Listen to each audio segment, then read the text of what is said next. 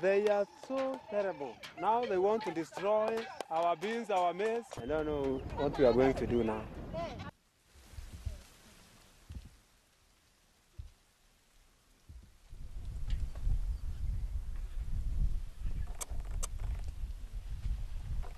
We are trying to train the communities to catch the locusts.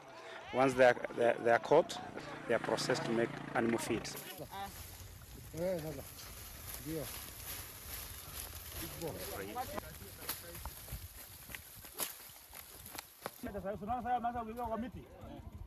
Ikifika saa 12:30 wote watalala. So tunataka vijana hata wazee, sisi tunawapatia gunia, ama hata unakuja na gunia yako ile tu ya kawaida. Unaweka alafu tunapima. Kwa kila kilo tunalipa nyinyi shilingi 50.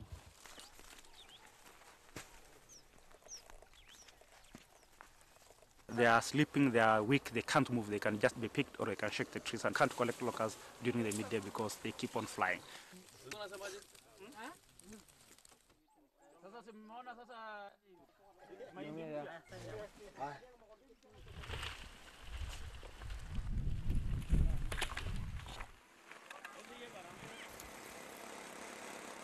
And they used to formulate animal feed for fish, poultry, dairy, and pigs because locusts apparently have like 70% of protein.